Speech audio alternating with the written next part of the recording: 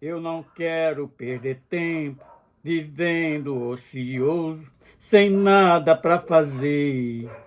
Vou compondo minhas poesias e meditando na palavra, porque vai servir para mim e para você.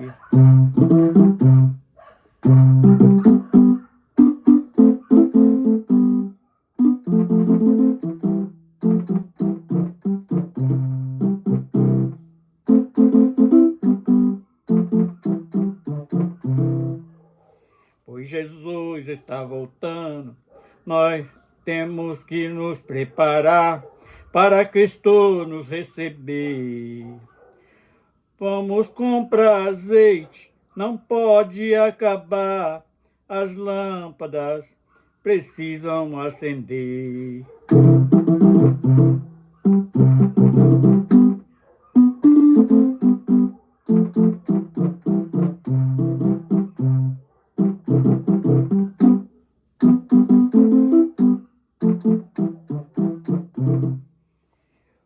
Com os sapatos nos pés, vestidos de roupas novas, precisamos aparecer.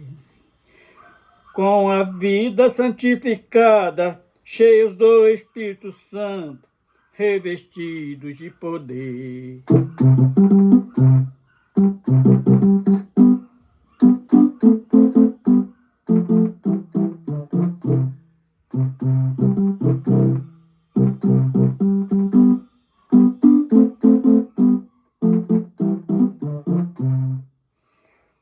Com os sapatos nos pés, vestidos com roupas novas, precisamos aparecer.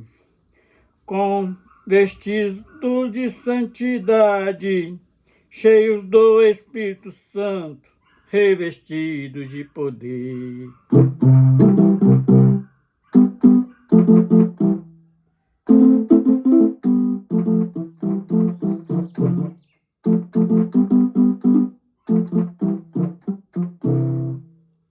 Aleluias. Bendito seja o nome do Senhor Jesus.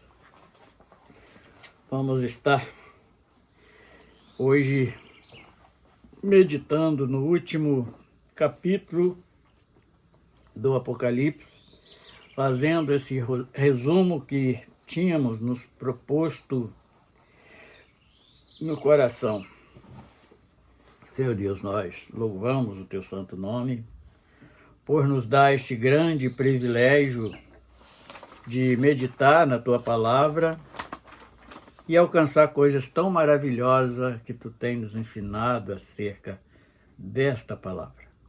Vamos estar lendo este último capítulo de Apocalipse e meditando, e com a tua misericórdia alcançamos o que necessitamos para o nosso crescimento espiritual, para nos prepararmos para aquele grande dia que sentimos que não vai demorar mais tanto. Já te adorando no nome de Jesus. Então, capítulo 22 de Apocalipse, versículo 1, diz o seguinte: E mostrou-me o rio puro da água viva, clara como cristal, que procedia do trono de Deus e do Cordeiro. Então, este Apocalipse do 1 até o verso 5 nos mostra, faz aquela apresentação e conforme vai ser apresentada esta cidade para nós. Então, vemos que esse livro do Apocalipse, ele repete várias coisas de um livro para o outro, repetindo coisas semelhantes, e nós podemos fazer que são as mesmas coisas bate tantas vezes para ficar gravado nos nossos corações. Então, fala deste rio que sai do trono de Deus e do Cordeiro. No versículo 2, e no meio da sua praça, e de uma e de outra banda do rio, estava a árvore da vida, que produzem 12 frutos, dando seu fruto de mês em mês, e as folhas da árvore são para a saúde das nações. E ali nunca mais haverá maldição contra alguém. E nela estará o trono de Deus e do Cordeiro, e os seus servos o servirão. E verão o seu rosto, e nas suas testas estará o seu nome. E ali não haverá mais noite, nem necessidade de lâmpada, nem de luz do sol, porque o Senhor Deus os alumia, e reinarão para todo e sempre. Então, aqui estes 5 primeiros versículos, nós vemos aqui a apresentação e uma narrativa de como vai ser ali o grande triunfo do povo salvo, porque fala desta nova Jerusalém, que é o símbolo do paraíso que desce do céu. E é algo que nós percebemos que nosso Deus fez com todo carinho, com todo amor, para que nós pudéssemos ali habitar eternamente. Então vamos voltar ao primeiro versículo que lemos, diz assim: e mostrou-me o rio de água da vida. Então nós sabemos que a palavra ela é símbolo de água, porque assim como a água limpa o nosso interior e dessedenta a nossa sede, servindo também para ali em todos os alimentos, o corpo humano não sobrevive com falta de água, mas esta água aqui é aquela que o próprio Jesus falou para aquela samaritana, que no dia que ela bebesse, nunca mais teria sede. E nós podemos contemplar porque esta água que sai do trono de Deus e do Cordeiro é a água da vida, é a palavra de Deus, que assim nós podemos comparar este rio que sai do trono. E no verso 2, e no meio da sua praça, de uma e de outra banda do rio, estava a árvore da vida, que produz 12 frutos, dando o seu fruto de mês em mês, e as folhas da árvore são para a saúde das nações. Então, só para meditarmos um pouquinho e conseguirmos entender isso, nós sabemos que das folhas de várias árvores são produzidos remédios. Todo remédio que é manipulado sai da natureza. E por que não de Deus sair tudo que as nações, que o homem precisa, principalmente o homem espiritual que somos? Então é algo que nos preenche de tal maneira em saber que dali parte o socorro para todos aqueles que necessitam de Deus. E ali nunca mais haverá maldição contra alguém. E nela estará o trono de Deus e do Cordeiro, e os seus servos o servirão. Então nós sabemos que ali tem tudo o que vamos precisar, e principalmente para aquele que é o Rei dos Reis.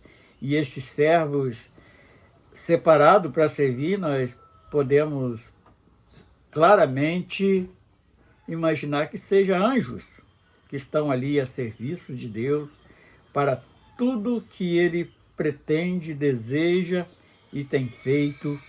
São estes servidores, esses servos tão fiéis que são. E nós poderíamos aprender com eles. Todas as vezes, o pouco que Deus nos pediu através do seu Filho, e nós, como homem, nós negligenciamos. Não colocamos aquilo como prioridade dentro de nós. Agora o verso 4 diz assim: e verão o seu rosto, e nas suas testas estará o seu nome.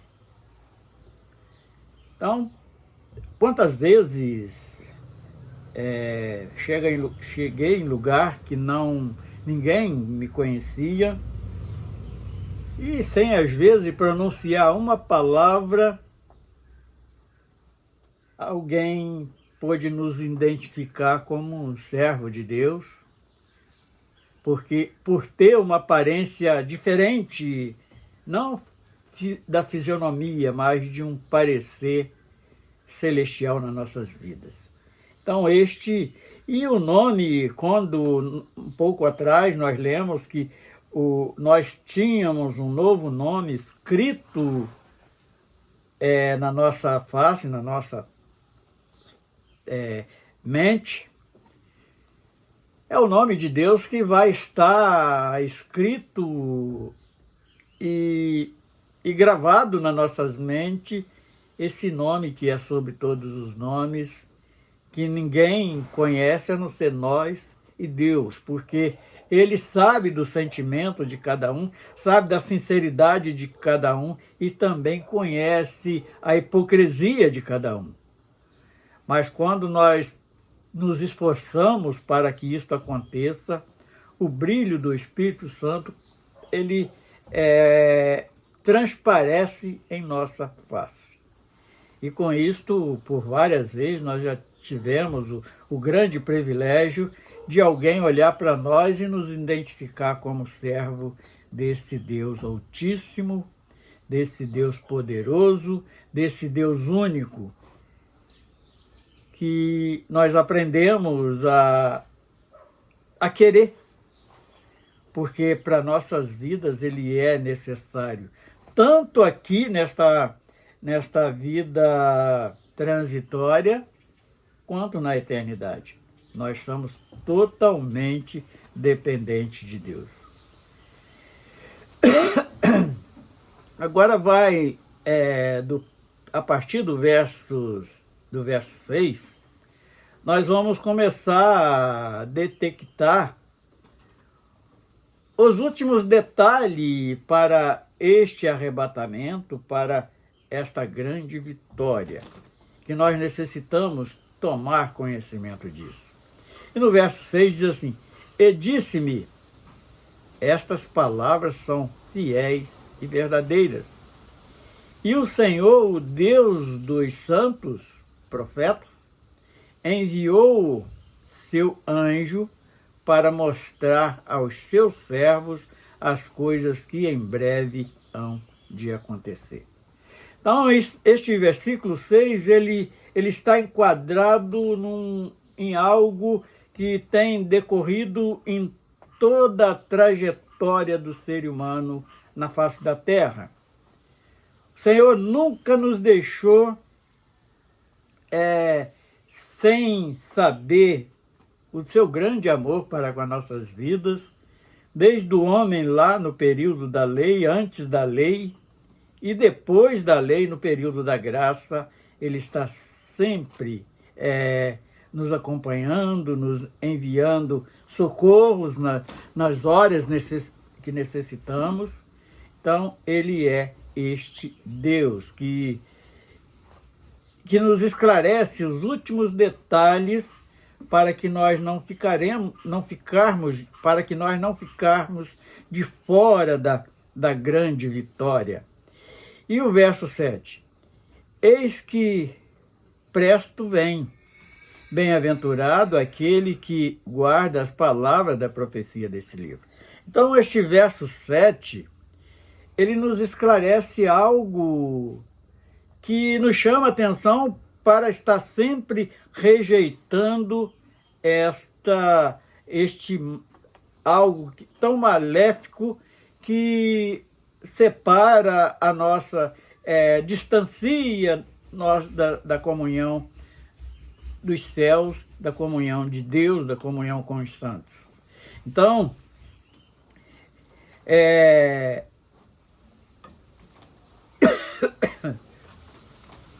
está prestes, está próximo a concluir todas estas coisas que nós precisamos da sua promessa, estabelecer para sempre a promessa.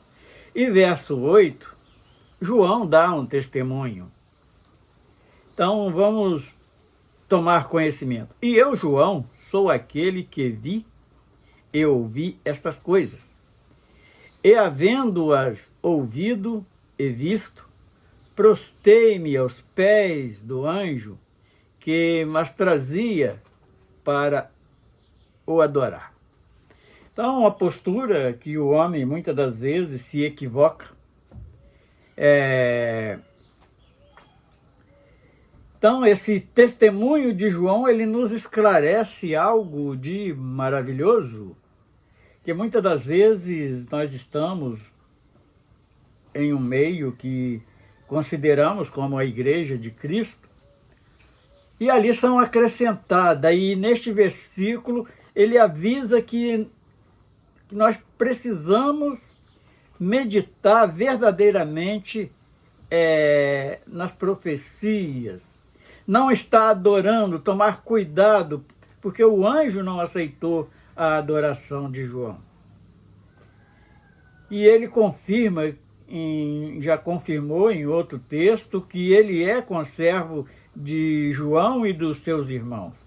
No caso, todos aqueles que estão com o nome do Cordeiro escrito nas nossas vidas. Então ele chama atenção para isto, e atenção também que é chamada aqui nesse texto e neste contexto, é para ter muito cuidado com aquilo que é acrescentado dentro sobre estas profecias, e por que não acrescentado a palavra de Deus. E corre um grande risco de ficar de fora todos aqueles que faz tal coisa. Então, e como saber disso? Nós vamos no próximo, que nós vamos trazer, no próximo vídeo que vamos trazer, nós vamos falar onde nasce as heresias, aquilo que nos faz tão mal espiritualmente, e corre o risco de ficar de fora naquele grande dia. Porque aqui no versículo 15 dá uma lista, uma confirmação de parte da lista daqueles que vão ficar de fora. Nós já tivemos o privilégio de falar sobre isto. Então, esse testemunho de João, ele tem algo de maravilhoso, que é um ensinamento como desviar destas coisas e buscar condição para nos estar desviando destes males tão terríveis que faz as nossas vidas. E o verso 9 mostra que o anjo não aceitou aquele gesto de rendimento, de adoração àquele anjo, que diz assim: e disse-me, olha, não faças tal, porque eu sou conservo teu e dos teus irmãos, os profetas e dos que guardam a palavra deste livro. Adore a Deus. Então, o anjo ali, ele rejeita aquela prostração de João, o apóstolo. Ele não... porque corre o risco de daquele anjo ser idolatrado, e eu tenho certeza que aquele anjo não vai querer estar tomando o lugar de Deus, porque ele sabe a consequência que é em adquirir aquilo que não pertence. E hoje, não sei, creio eu que até por ignorância, o homem tem se posto nesta condição e aceitado estas adorações que vêm, e isto se torna aquilo que Deus abomina, que é a idolatria. Agora o verso 11. E disse-me, não celes, o verso 10, não celes a palavra da profecia deste livro, porque próximo está o tempo. Então aqui tem uma narrativa interessante, e porque próximo está o tempo. Muitos estão aí pregando que a igreja não vai entrar na grande tribulação, e tudo isto aqui está sendo endereçado para as igrejas, e aqui neste período vai estar numa plena tribulação, contrariando o desejo, eu creio que até de todos, porque quem tem um pouquinho de consciência, é claro que ele não vai desejar estar imbuído nesta grande tribulação, mas nos deixa uma palavra de conforto, que o tempo está próximo. Próximo de quê? Do arrebatamento, da vinda de Jesus aqui para este mundo. E no verso 11, nós vemos que Deus ele dá uma liberdade para o homem, no modo geral. Porque diz assim, quem é injusto, faça injustiça ainda. Então o homem tem liberdade de ser injusto, ser pecador, sendo que ele precisa saber as consequências que vai levar isso. E quem está sujo, suje-se ainda. O que é sujo? O camarada está se embrenhando no pecado e não medir as consequências que este ato vai levar, vai conduzir ele à perdição, mas ele tem liberdade para fazer. Deus não obriga ninguém a deixar de pecar. Ele só aconselha que não deve fazer tal negócio, porque o prejuízo será muito grande. E quem é justo, faça justiça ainda. E quem é santo, se santifique-se ainda. Enquanto Jesus não voltar, nós precisamos estar nesse processo de a cada dia santificando as nossas vidas. A cada dia, assim como o homem tem liberdade para pecar, ele também tem liberdade para santificar a sua vida, de praticar a justiça. Então, ainda estamos no tempo de fazer isto. E isto, nós podemos dizer que é até um privilégio do homem, porque ele não é contrariado naquilo que ele deseja fazer. Por isso que nós não conseguimos entender, o camarada está aí, o evangelho está sendo pregado, o mal ou bem, mas está sendo pregado, e o homem continua se degenerando a sua imagem cada vez mais, como diz aqui no texto, quem é sujo, se suje mais ainda. Então ele tem liberdade para tudo isso. A única coisa que ele precisa saber é que isso vai ter uma consequência. Assim como aquele que está santificando tem uma consequência maravilhosa, boa, aquele que está se sujando vai ter uma consequência horrível e vai selar o final de tudo. Agora no verso 12 fala do galardão que o Senhor tem preparado para cada um de nós. E eis que cedo vem, e o meu galardão está comigo, para dar a cada um segundo as suas obras. Então nós vemos que, mas a obra não salva, mas é necessário para dar o nosso testemunho, que nós mudamos a nossa opinião, a nossa maneira de ser, que damos nome nisto de conversão. Nós éramos aquela água que não tinha sabor e conseguiu dar um sabor nisto, que é o sabor da vitória, o sabor da gratidão, é o sabor da salvação. Então, é isto que nós conseguimos entender esses galardão, porque se eu planto uma horta de couve, eu vou colher couve. Se eu planto uma horta de cebola, eu vou colher cebola, e assim por diante. Agora, o verso 13 e o 14, ele traz a seguinte informação. É a identificação.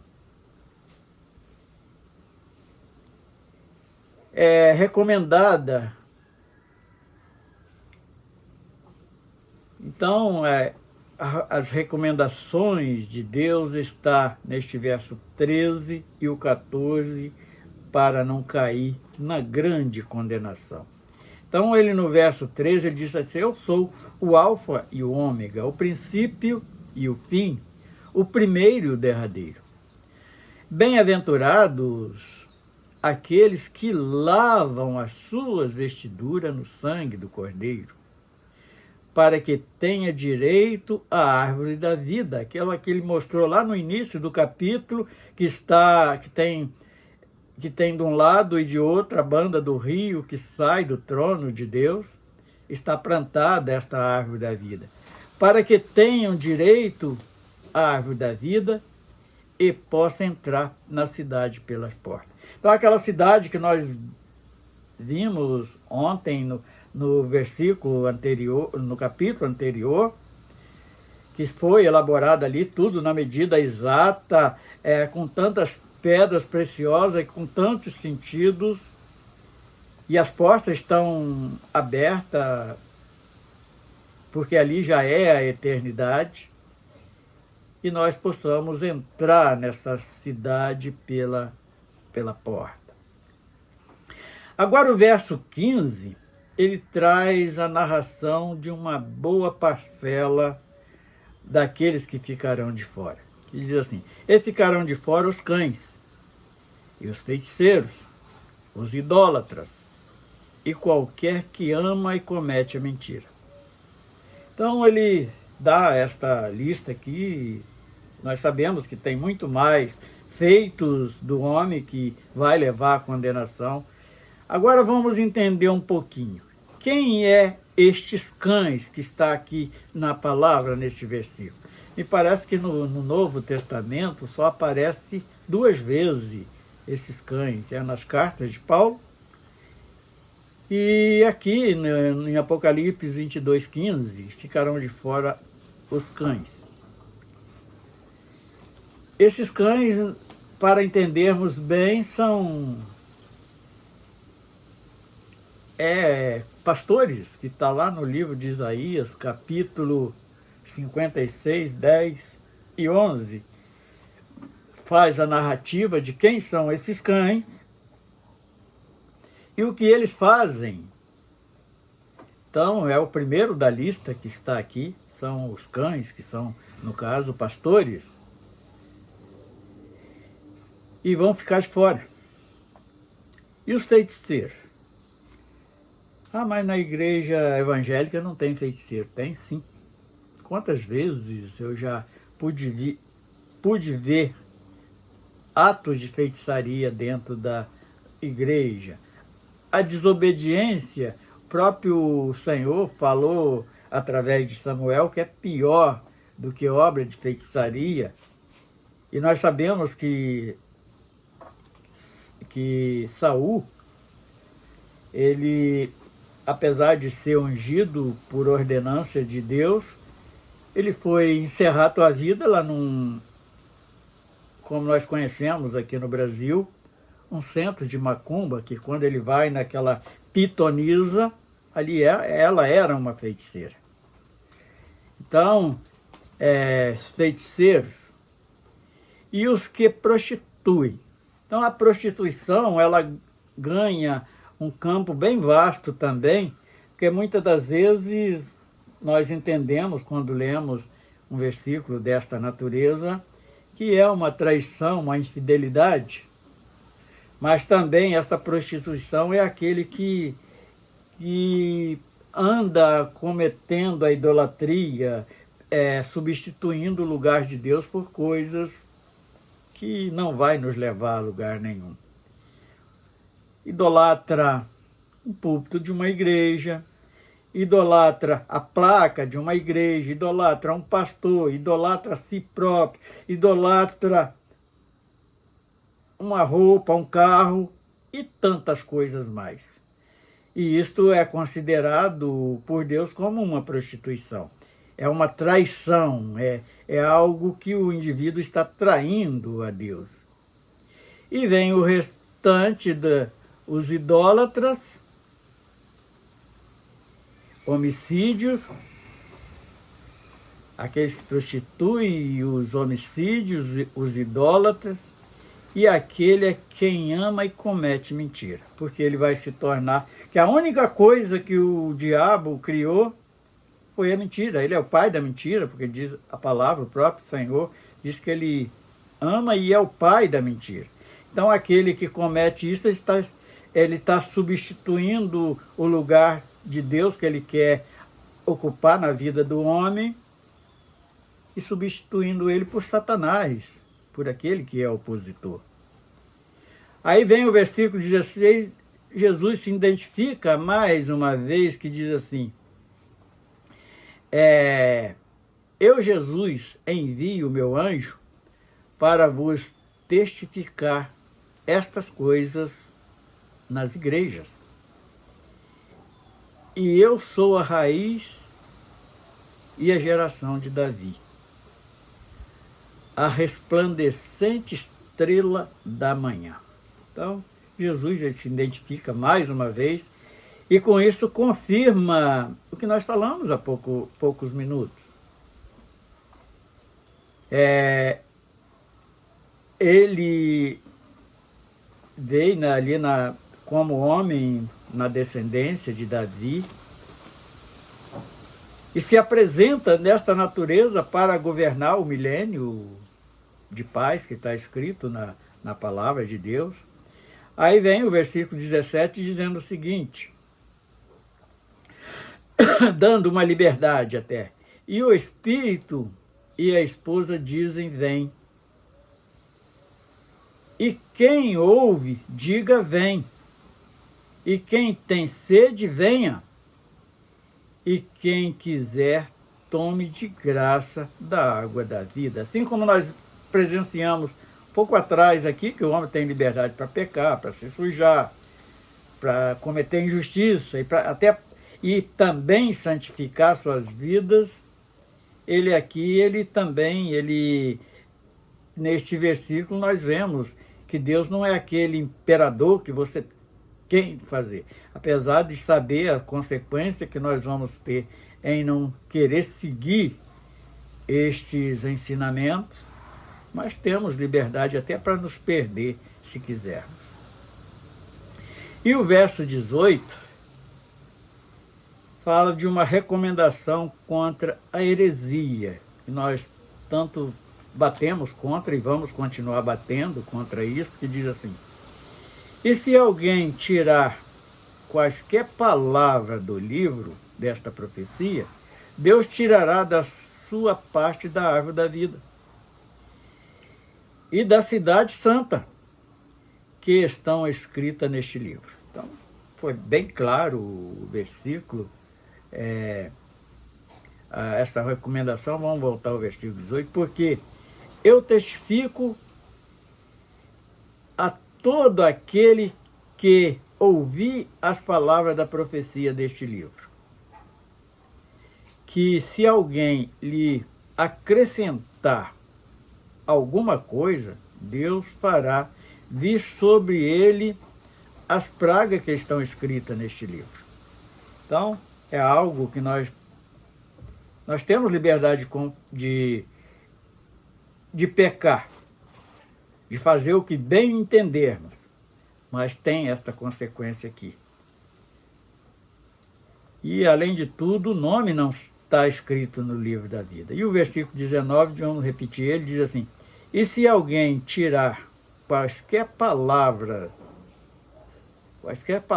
do livro desta profecia, Deus tirará da sua parte da árvore da vida e da cidade santa que estão escritas neste livro. Acabamos de ver no capítulo passado como é esta cidade santa. Ela vem ataviada como uma noiva vem para o seu noivo. Deus vai ataviar ela com todo tipo de pedras preciosas e é algo que o homem nunca imaginou, e é aquilo que o próprio apóstolo Paulo falou, que os seus lábios não sabia explicar naquele arrebatamento de espírito que ele teve quando foi levado até o paraíso, que é o terceiro céu. Aquele que testifica estas coisas, dizem, certamente cedo venho. Amém. Ora vem o Senhor Jesus. A graça do nosso Senhor Jesus Cristo seja com todos vós. Amém. Então, encerrando o resumo que nós queríamos fazer deste livro do Apocalipse, encerra aqui. E quem sabe mais tarde nós possamos trazer algumas coisas ainda no livro de Apocalipse, mas o desejo que nós queríamos era falar acerca do livro de Apocalipse, apanhando todo algo que foi elaborado para a igreja e para o povo salvo. E com isso nós vamos glorificar o Senhor. Seu Deus, nós te adoramos por este grande privilégio de poder alcançar de ti todas estas revelações no nome do Senhor Jesus. Amém.